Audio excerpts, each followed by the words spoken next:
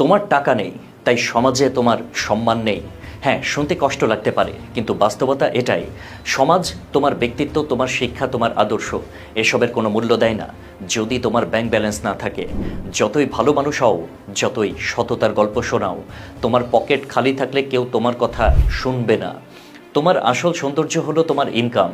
তুমি হয়তো দেখতে সুদর্শন, তোমার চেহারায় আকর্ষণ আছে, কিন্তু সমাজ কি সেটা দেখবে? না। তোমার পকেটে টাকা না থাকলে তোমার রূপও ম্লান হয়ে যাবে।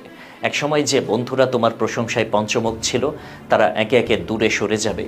ভালো পোশাক, দামি পারফিউম, গাড়ি, এসবের সৌন্দর্যই আসল সৌন্দর্য, কারণ মানুষ এখন প্যাকেজিং দেখে।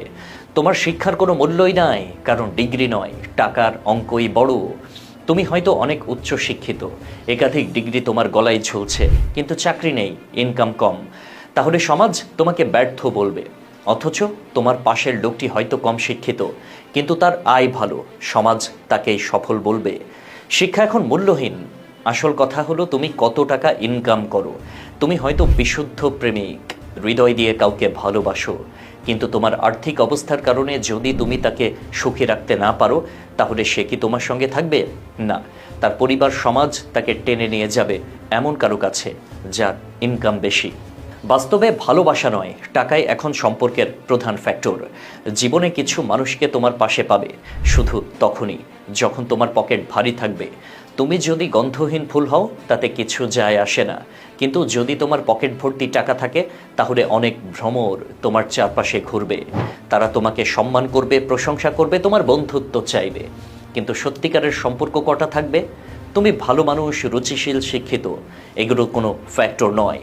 তোমার মাসিক আয় কত, ব্যাংক ব্যালেন্স কেমন, বাড়ি গাড়ি আছে কিনা, এসব দেখে ঠিক হবে তুমি কেমন জীবনসঙ্গী পাবে।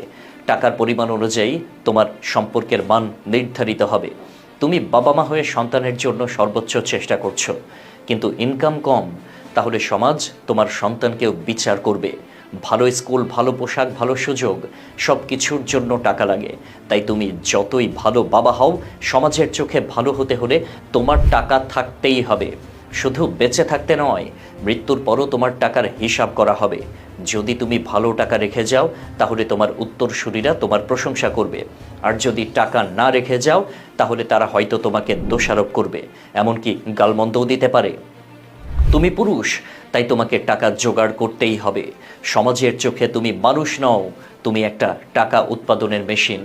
তোমার অনুভূতি, কষ্ট, হতাশা, ক্লান্তি, এসবের কোনো মূল্য নাই। শুধু টাকা উপার্জন করতে পারলেই তুমি পুরুষ, আর না পারলে তুমি ব্যর্থ, তুমি কাপুরুষ।